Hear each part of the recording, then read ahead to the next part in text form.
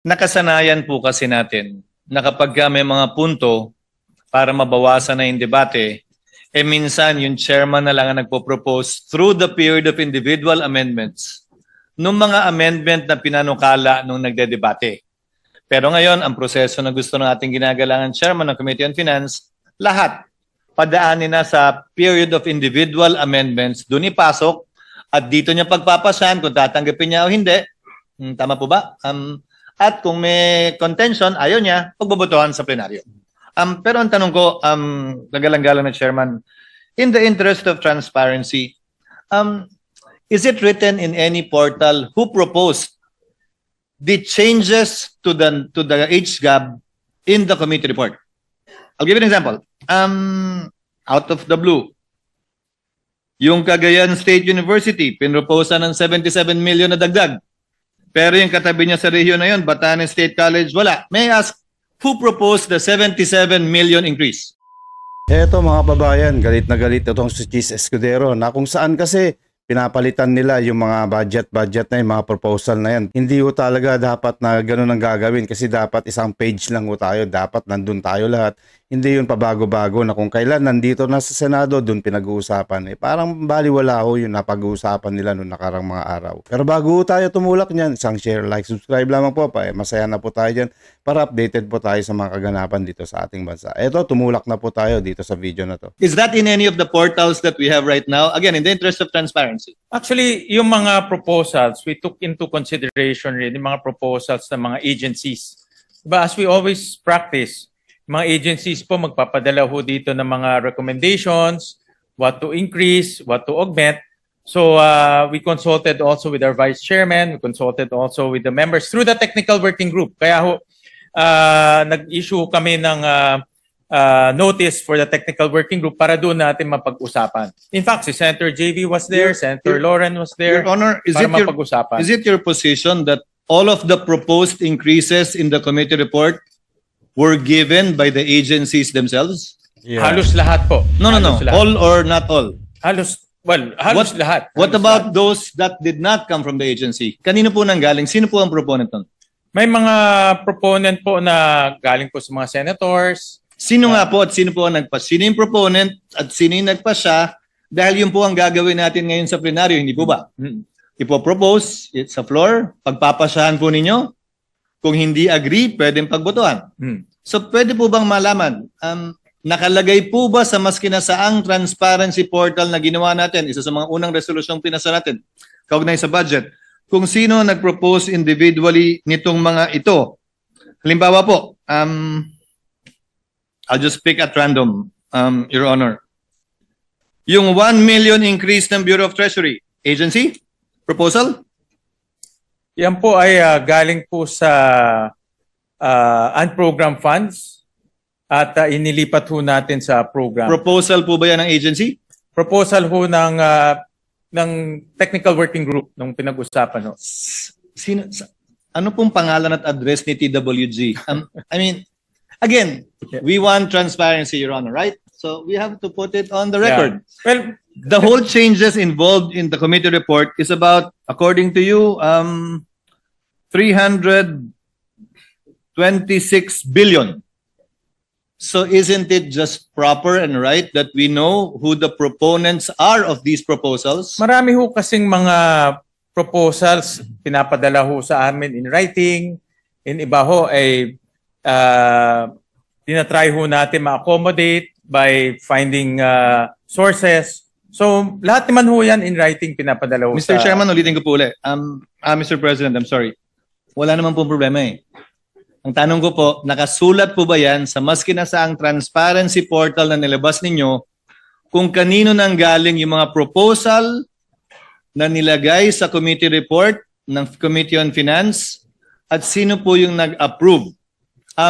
Same agency proposal? Agency proposal ho yun. The increase in the OVP? The restoration ho yan sa NEP. In-store ho natin So who sa NEP. proposed that? Did the agency propose that?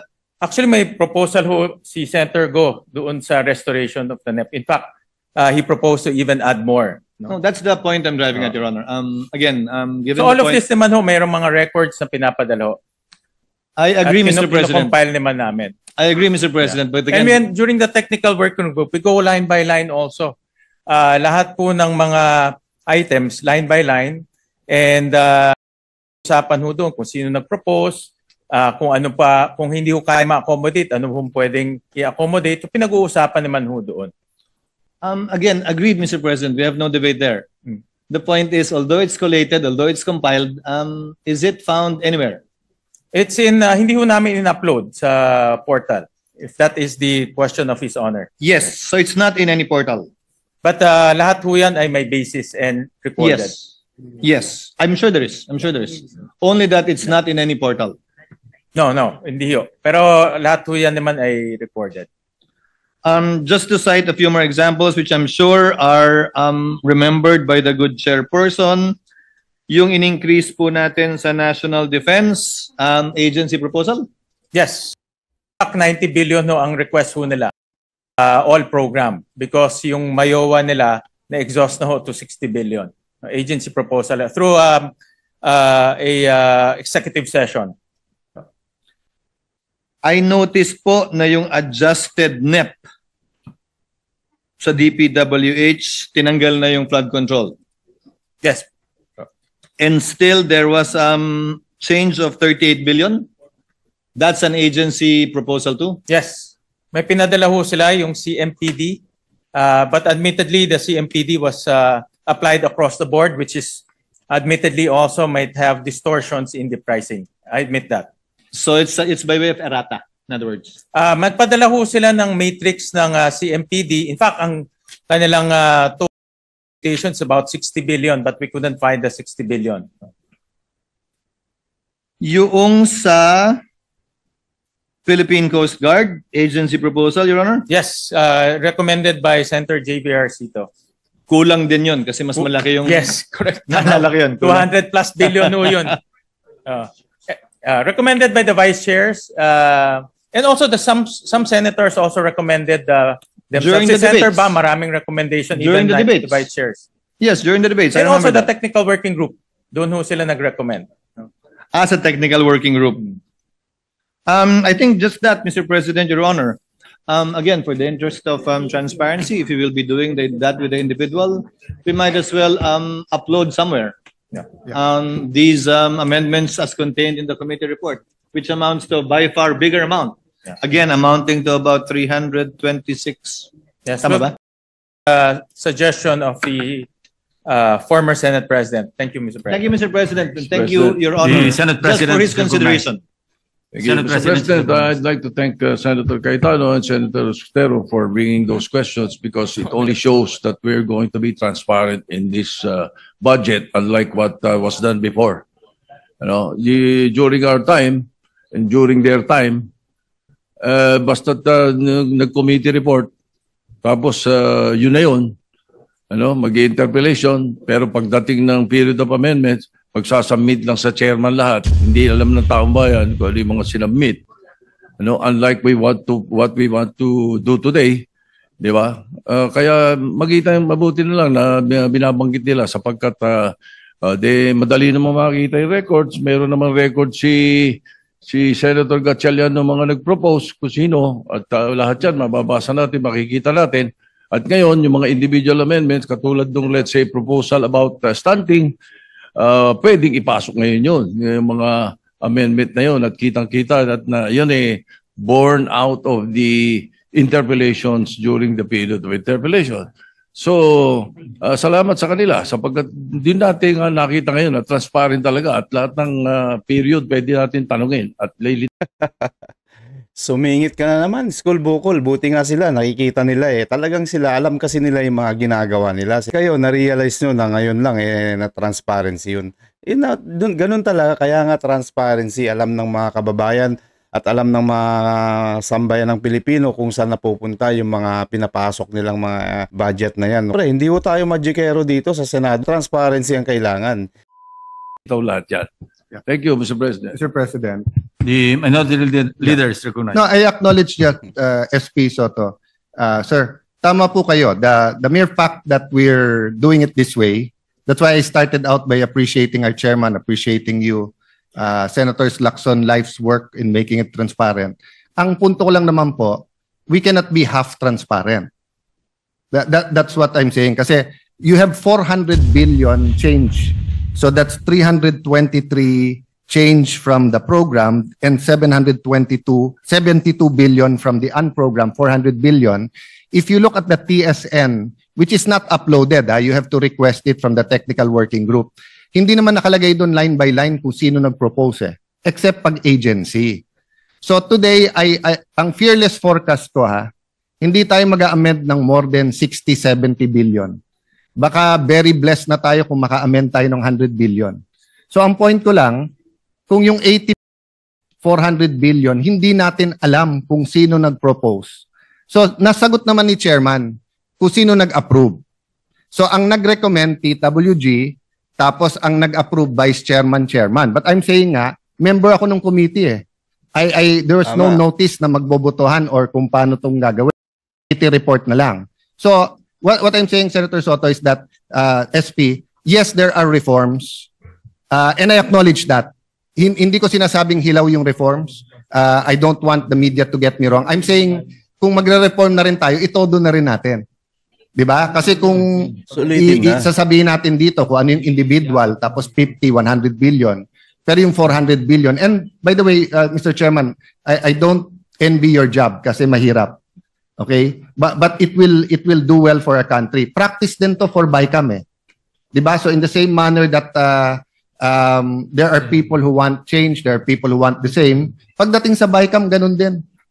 Diba? So, in another world, if I move, bumalik tayo sa NEP, at yung nagpalit ng 400 billion, isa-isang tumayo at magsabi, then they justify.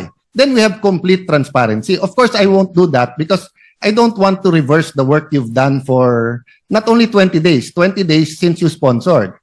But before that, 2 months ka na nag-hearing, di ba? Tama ba? Mga 2 months more or less na nag-hearing. 90 days po. 90 days, so 3 months na nag-hearing, di ba? But I just pointing out that it seems hindi natin tinodo yung transparency if we don't know saan nanggaling 400. And I'm not casting any aspersions here.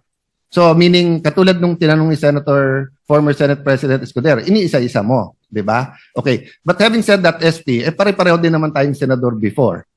So every budget, we try a little bit of reforms. But now, the environment is perfect, di ba? For totally changing the system. So I'm saying whatever is good for the 10-20% we're going to amend today, it should be good for the 40%, di ba? So, for example, when the chairman reviews the TSN, kung kulang doon kung sino yung nag-propose, pwede bang kunin ng technical working group at ilabas doon? Kasi dapat ni isa sa atin walang mahiya sa ating nirecommend. And halimbawa, ang technical working group, did they accept it only from senators? Or did they also get letters from mayors, from governors, from advocacy groups and everything? I wouldn't mind, So if there's an advocacy group for health, anti-smoking or health sa bakuna na ganito, kulang ng pondo, and that was the basis. Pero dapat transparent. I've said my piece, Mr. President, but I think Senator Joel would like the floor also. With your permission, Mr. President. Senator Joel Villanueva is recognized. Thank you, Mr. President. We just like to put on record, Mr. President, that we support the initiative of the chairman, that everything else will now become part of the individual amendments. But I also wanted to put on record my support to the statements made by Senator Alan Cayetano that when we had our interpellations on the floor, Mr. President, we were thinking that when the vice chair, the chairman himself, for instance, Senator Win, Senator Amy Marcos, when she was sponsoring the budget of DTI, the chairperson and the vice chairpersons actually agreed with a lot of our suggestions and recommendations. But apparently, Mr. President, I am not sure actually if these initiatives that we have introduced during the period of interpellation will become part of the committee amendments. Now, the chairperson is saying that everything else will fall under individual amendments. So ang question ko, Mr. President, process. Because if I heard it right a while ago, after the committee amendments being introduced by the chair, each and every senator, the leadership first or whoever, if it's alphabetical in order, will introduce their individual amendments. But again, let me put on record why I support the statements made by Senator Alan Cayetano, because if it is a committee amendment, chances are talagang mananalo yun. And to support my statements, Mr. President, during the interpellations, the vice chairpersons, including the chairman of the Senate Committee on Finance, actually agreed during the period of interpellation. But if it will not be part of the committee amendments, then it becomes individual amendments. What would happen? Would it be per senator, alphabetical order, etc.? But at the same time, I'm also thinking, is it part of the committee amendments that the chair will introduce right now, Mr. President? Well, since this is a appropriations measure, the committee report is the committee amendments because it amended the General Appropriations Bill. Yes. So that is the process. And admittedly, marami hong tayong doon sa plenary debates, marami pong mga gustong madagdagan or mabawasan. That will come now in the form of individual amendments. So Okay. yun po yung... So that's clear, Your Honor, distinguished colleague, Mr. President. But, Mr. President, what are you going to introduce now? Is it your individual amendments or committee amendments, Mr. President? the senators' individual amendments. So you're no longer introducing committee amendments based on what happened during the interpellations. Wala Is na that po, correct? kasi the committee report is the committee amendments. Because this is a... The committee amendments prior to the interpellations on the floor. Yes, correct. Thank you. But we had, Mr. President. if you remember, we also have some briefings that almost 90-day, almost 2 to 3 months of briefings. So doon pa lang marami na rin ho tayong na Again, thank you, Mr. President. Let me close by saying that when we introduce or interpolate the budget of different agencies, the vice chairpersons, the chairman himself agreed in so many ways about our initiatives, our recommendations. And unfortunately, Mr. President, it will go in the category of individual amendments, and chances are it might, or I don't know the chances of being voted down or being carried by the committee. Thank you, Mr. Chairman. Thank you, Senator Villanueva. Majority Leader. Thank you, Mr. President. Mr. President, just for clarity, and I think I understand the query of our distinguished minority floor leader. In the previous Congresses, the committee chairman would also, with due respect to our chairman, would already read the difference between the HGAB and our final version. And the difference, of course, will be on the amounts that the committee has amended as committee amendments. Siguro, for clarity, if the good chairman will agree, we'll just distinguish the major amendments that he made in the committee report so that we know. I think that also answers the query of the good gentleman from Bulacan, because he might be proposing amendments that are already there. Yes. Is that correct? That's Yeah, so he might be proposing amendments that are already in the committee report. Maybe I can ask for a minute suspension, Mr. President, so that the chairperson... O yan mga babayan, talagang medyo hindi ko nagkakasundo konti dito dahil nga po pinapangunahan po ito ng mga ibang senators dyan na yung mga budget gusto na nilang i-amend pero hindi man lang hindi pa na alam ng mga ibang kapwa nilang mga senador. Villanueva, yung transparency para alam ng taong bayan kung saan napupunta yung mga budget natin mga kababayan. O yan po yung mga kaganapan dito sa Senado mga kababayan. Maraming salamat po. Pero bago tayo mag-iwalay, isang share, like, subscribe lamang po para updated po tayo sa mga kaganapan dito sa ating bansa. Ito po ang News That Matters mga kababayan. Mag-ingat po tayo palagi and God bless.